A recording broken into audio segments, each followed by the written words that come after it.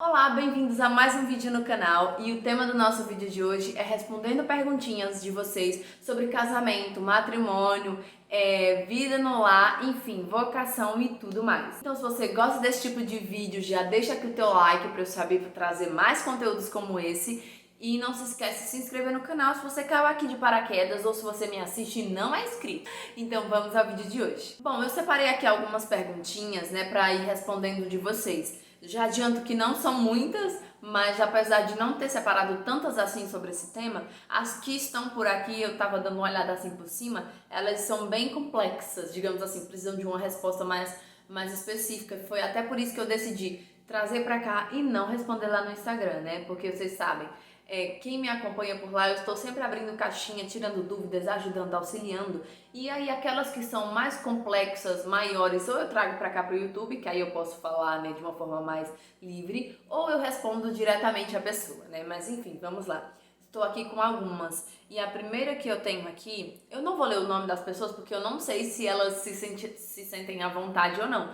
Porque, como eu disse, algumas são um pouquinho mais complexas. A primeira pergunta que eu tenho aqui, eu vou olhar para baixo que o computador tá aqui, tá? A primeira pergunta é: como lidar com a sensação que surge de enxergar o matrimônio como uma vocação menos digna? Eu já falei um pouquinho mais sobre isso, algumas vezes no Instagram. Eu estou sempre tratando desse assunto por aqui com vocês porque eu acho que ele é muito importante. E por que ele é tão importante? Ao longo dos anos foi se criando toda uma ideia de que o matrimônio, de que a vida familiar, ela era menos digna. Na verdade, hoje em dia, isso não é algo tão visto assim, Já se mudou bastante essa visão. Mas há alguns anos atrás, bastante tempinho atrás, o matrimônio ele era tido como isso. Se acreditava que o único local onde as pessoas poderiam alcançar a santidade era nos conventos, era nos monastérios, era na vida religiosa. Então a vocação que brilhava nos olhos de todos era a vida religiosa. E o matrimônio ele era tido apenas como aquela vocação para os medíocres. Para aqueles que não conseguiam sustentar uma castidade, era tido muito essa ideia. Para aqueles que eram pobres na vontade. Não se via o matrimônio como algo rico, belo, grandioso, como realmente nós entendemos que ele é hoje. E, apesar disso, ao longo dos anos, tanto a igreja ter mudado essa visão, ter entendido, o valor dela através de grandes santos que viveram bem o matrimônio, como a família Martã, São Luís e Santa Zélia, como a própria Santa Mônica, que aprendeu a viver dentro do matrimônio, a sua entrega, através da sua dor, do seu sofrimento ali com Santo Agostinho, com a embriaguez do seu esposo, com as dificuldades da sua vida e tantos outros que trilharam esse caminho, Principalmente os santos que viveram um pouquinho nos anos passados, não só esses de hoje em dia, mas principalmente esses que viveram na carne nesse tempo, Foi se entendendo esse verdadeiro valor, a beleza que o matrimônio tem, o quanto que ele é rico, o quanto que ele é importante para se construir essa santidade, para que homens e mulheres possam ser santos. Hoje em dia ainda há pessoas que ainda trazem esse sentimento de ver o matrimônio como algo pobre, como algo cholo, como algo sem valor, como algo medíocre. E é o papel de todos nós vocacionados a isso, todos nós que somos chamados à vida familiar, é mostrar a beleza da nossa vocação. Porque a vida dos santos celibatários, dos santos religiosos, elas são riquíssimas. Pensam Santo Agostinho, pensa uma Santa Teresinha do Menino Jesus, uma Santa Teresa de Ávila, um São Felipe Neri, tantos santos, a beleza, a grandiosidade, a misticidade que foi a vida deles, O quanto que eles puderam se entregar totalmente a nosso Senhor. Isso é lindo, isso atrai, isso chama, isso nos desperta, para algo belo e maravilhoso. E é justamente por não se falar tanto dessa vocação, e é justamente por não se falar tanto dos santos casados que se cria ainda hoje essa ideia de que o matrimônio é medíocre, é sem valor e é fraco. E como é que nós podemos fazer justamente isso, Mudar essa visão, mudar essa mentalidade, tirar isso da nossa mente, da nossa ideia, do nosso intelecto, E conseguir ver valor à vocação na qual nós abraçamos. É estudando ela com profundidade, é vivendo ela com beleza. Eu te aconselho o quê? A ir procurar a vida dos santos, Procura a vida de Santa Mônica, que apesar de não ter vivido profundamente caminho de santidade com o seu esposo. Ela viveu de uma forma esplendorosa a sua vocação enquanto mulher, enquanto mãe, enquanto esposa.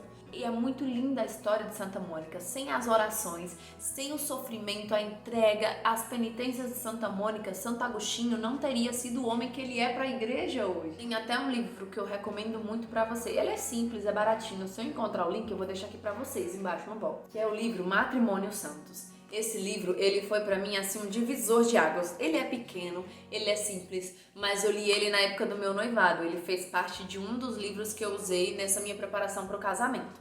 Se vocês quiserem, eu posso até falar mais sobre isso, né?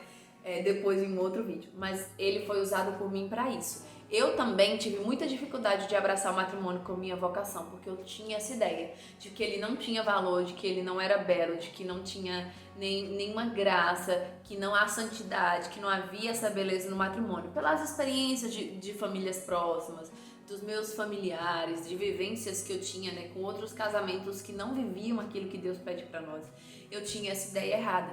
E aí foi com o meu namoro, né, com o meu esposo, que eu fui aprendendo a trabalhar os meus traumas, as minhas feridas, a ver o matrimônio com essa beleza. E na preparação do meu noivado, eu peguei livros que realmente falavam sobre isso, sobre o matrimônio. E um deles foi esse, que traz para nós vários testemunhos de santos, mas também de beatos, de outras pessoas que viveram lindamente essa vocação matrimonial e que trilharam esse caminho a dois. E eu recomendo muito pra você, porque eu tenho certeza que vai te ajudar, sabe? Tem um caso aqui que me marcou muito nesse livro, na época ainda, que até hoje eu me recordo, que é de um casal que viveu, eles eram totalmente apaixonados, eles se amavam, né? Viviam ali o matrimônio deles e eles viveram justamente na cidade onde aconteceu os desastres nucleares, né? De Hiroshima e Nagasaki. Eu me arrepio só de lembrar a história deles. Enfim, se você ficou curioso e quer saber, você quer saber o que foi que aconteceu, a história de amor deles, a história de santidade que eles viveram, eu te recomendo. Lê esse livro. Pensa só que preciosidade tem no teu lar. Lembra só onde foi que Jesus viveu a maior parte do tempo dele. Foi na vida cotidiana ali em Nazaré, com Nossa Senhora, com São José, aprendendo dentro do lar aquilo que eram os valores mais primordiais. Não foi em vão que Jesus escolheu passar a maior parte do seu tempo aqui na Terra dentro do lar, né? Dentro do seio de uma família. E você vai aprender a ver a beleza nisso quando você mergulhar de fato na tua vocação, entendendo a profundidade que tem por trás dela, conhecendo outros exemplos de pessoas que viveram profundamente isso. Pergunta bem simples, né? Você mudou de nome após o casamento? Mudei e não mudei. Na verdade, eu não mudei, eu acrescentei, né? Um sobrenome a mais. O meu nome de solteira era Ana Larissa Santana Martins. Eu achava que meu nome era pequeno ainda, fui lá e acrescentei mais uma. Ficou Ana Larissa Santana Martins Alencar, que é o sobrenome do meu esposo. A próxima pergunta é: Lari, na sua opinião, quais são os móveis essenciais a serem comprados quando casar? Bom, de essencial mesmo, que aqui nós podemos pensar. A gente consegue viver sem muita coisa. A gente consegue viver sem sofá, sem televisão. A gente consegue viver sem guarda-roupa, sem mesa. O que a gente não consegue viver mesmo sem é pelo menos um fogão para cozinhar a tua comida, sem uma geladeira para armazenar, né, ali, os teus alimentos. E sim uma cama para vocês dormirem. Então, de essencial, se você não tem dinheiro, se você não consegue ter as outras coisas, tenha pelo menos essas três, que é o básico do básico. E aí, se você quiser ter mais alguma, você puder, o que é que eu acho que poderia acrescentar aí também? Era um guarda-roupa, né? E uma mesa para vocês jantarem. De essencial mesmo são essas coisas. Cama, geladeira, fogão, guarda-roupa se der e mesa se der. Se não, dá para comer no chão. Eu tenho amigos que são felizes até hoje sem ter esse monte de coisa, sabe? Que às vezes a gente vai colocando por aí como necessário, que na verdade não é, são só supérfluos, né? E que podem ser coisas a serem adquiridas depois. Outra pergunta: quais são as coisas principais no preparativo de um casamento? Vamos lá, vamos pensar, vou separar essa pergunta em duas coisas. Principais no quesito de coisas práticas, de organização para que o casamento aconteça, e depois no quesito de móveis, de decoração, para as coisas de casa, né? Sem pensar ainda no lado espiritual. Para a organização do casamento em si, eu tenho um vídeo aqui do meu diário da noiva, que se vocês não viram, vou deixar aqui para vocês, onde eu falo bem detalhadamente como foi que eu organizei o meu casamento, como as coisas que são necessárias, as coisas principais a serem tratadas, a serem resolvidas, os fornecedores que nós devemos que tratar primeiro, enfim, tá tudo lá nesse vídeo, é bem completo. Vou deixar aqui pra vocês, né? Mas pegando agora nesse quesito de casa, a gente precisa ir pensando, né, no casamento. O principal mesmo é você pensar qual é a data que eu quero casar, qual igreja eu vou casar, quanto eu preciso ter para realizar o casamento que eu quero, se eu quero ter festa, se eu não quero ter festa, se nós vamos ter lua de mel, se nós não vamos ter lua de mel. São coisas principais a você ir pensando, sabe? Primordial mesmo é o sacramento, é você ter o sacramento do matrimônio. O resto, você vai tentando organizar aos poucos. E de casa, como eu falei na pergunta anterior, o que é que eu posso comprar, o que é que eu não posso? Nós vamos morar de aluguel, nós temos dinheiro para comprar uma casa. Aí, enfim, você vai pensando nas possibilidades, mas eu acho que de principal, para se organizar no casamento, é escolher a data, é escolher a igreja, ver o orçamento do básico, o vestido de noiva, a roupa do noivo, a decoração se você puder, se você quiser ter, a música que ela é essencial para o momento do sacramento correr bem e vocês poderem ter uma experiência ainda melhor. Foto, se você puder, vídeo, se não você escolhe só as fotos, que já é uma coisa, sabe, muito importante e que vai ficar ali salvo pra sempre na sua memória, guardado. Bom, gente, eu precisei dar uma pausa porque a bateria do celular acabou, a Ana começou a pedir pra mamar, enfim. E aí acabou que eu mudei um pouquinho o ângulo, porque aí eu tive que fazer essas trocas. Mas vamos continuar pra finalizar esse vídeo. A próxima pergunta é: Oi, Lari, como conseguir tirar um tempinho com o marido tendo uma baby de 2 meses? Como é por aí?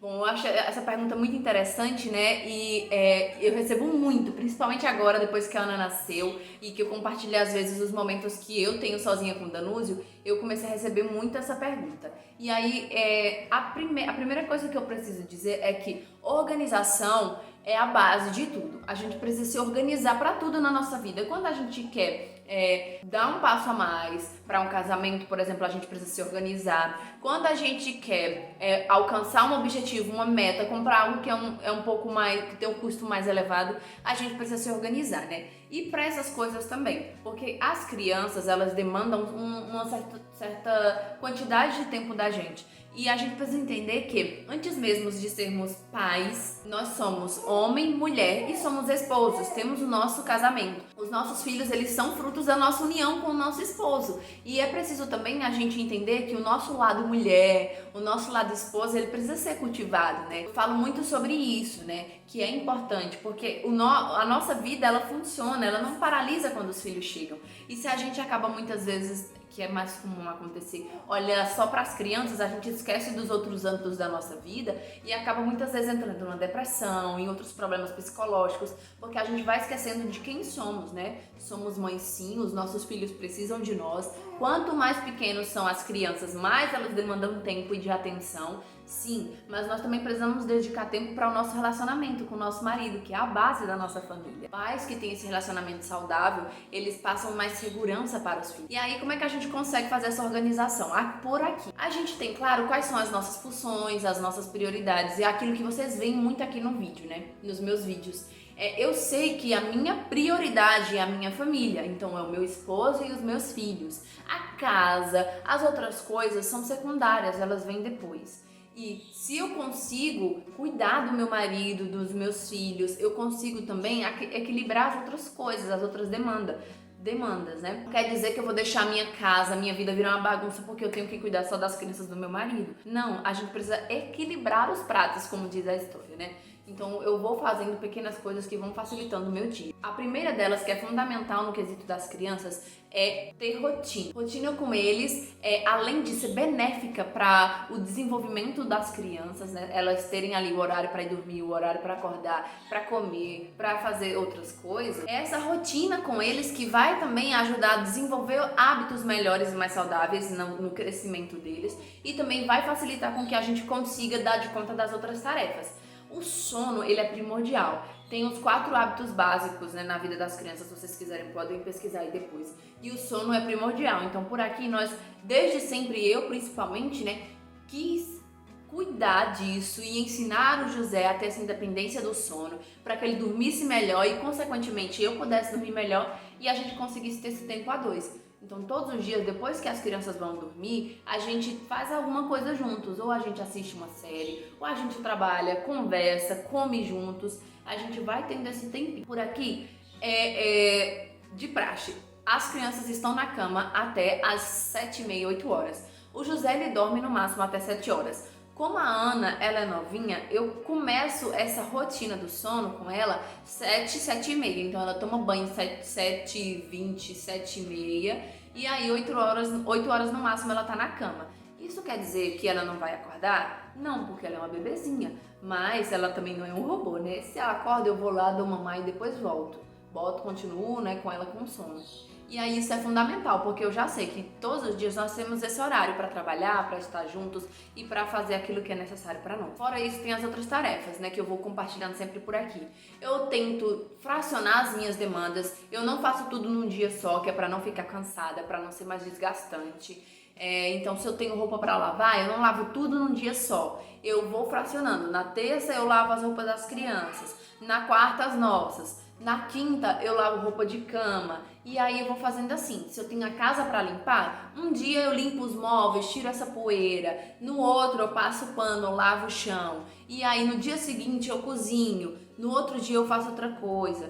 Esses são a base, mais ou menos assim, sabe? Para não acumular tarefas, para não chegar à noite exausta e não conseguir ter esse tempo para nós. E eu digo que é basicamente assim. Em breve eu vou falar mais sobre esses assuntos de organização, de como dar conta, de como fazer as coisas com vocês por aqui. Uma novidade que, enfim, não vou dar spoiler, em breve vocês vão ver, tá? Mas eu digo que é basicamente isso, sabe? Você vai conseguir ter esse tempo na medida em que você entender que isso é importante para vocês. Quando você entende que isso é importante, você vai aprendendo a criar mecanismos de fazer aquilo acontecer. Comprar tudo na nossa vida. A gente sabe que tomar banho é importante, que escovar o dente é importante, então a gente faz de tudo para que aquilo aconteça, não é isso? Então quando a gente entende que ter um tempo a dois com o nosso marido também é importante, a gente vai criando esse hábito de fazer aquilo acontecer da forma que for possível dentro da nossa realidade. Última pergunta, eu acho, né? Isso, última pergunta. Como você consegue tenta conciliar todas as coisas que fazem parte da sua rotina? Bom, é como eu estava dizendo na pergunta anterior. Como é que eu consigo lido com essas coisas? É tendo essas prioridades, é sabendo organizar bem as minhas demandas, é sabendo hierarquizar aquilo que são os meus valores. Então eu não posso nunca colocar a casa em primeiro lugar na minha vida. Eu sei que em primeiro lugar vem Deus, depois a minha família, e aí eu vou lidando com isso, né? Aprendendo a dedicar tempo a cada coisa conforme elas são importantes nessa hierarquia de valores, né? E aí dentro da rotina, das minhas demandas, das minhas tarefas, é como eu falei, eu vou fracionando, vou organizando, vou dividindo, vou fazendo aquilo que é possível, entendendo sempre que eu não sou um robô, não sou uma super heroína, uma super mulher, e que às vezes vão sim coisas ficar pendentes para outro momento. O que importa é a gente saber que todos os dias nós temos aquilo que são as tarefas prioridades essenciais a serem feitas. Então eu preciso primeiro finalizar com elas para fazer as outras que podem depois até mesmo ser postergadas, né? Mas é basicamente isso. E aí, de novo, vocês podem ir vendo basicamente isso ao longo dos vídeos, dos vlogs que eu vou mostrando na prática e na novidade, que em breve vocês vão saber mais também sobre essas coisas. Então é isso, gente. Esse é o vídeo de hoje, né? Respondendo perguntinhas sobre casamento, família, valores, enfim, coisas desse tipo. Se você quer que eu depois grave mais coisas desse tipo, comenta aqui embaixo, deixa outras perguntinhas, quem sabe, que aí eu vou e trago pra vocês, tá? Se você gostou desse vídeo, deixa o teu like aqui pra mim. Não se esquece de se inscrever no canal, como eu já falei lá no comecinho. E é isso, fiquem com Deus. Até o próximo vídeo. Tchau, tchau.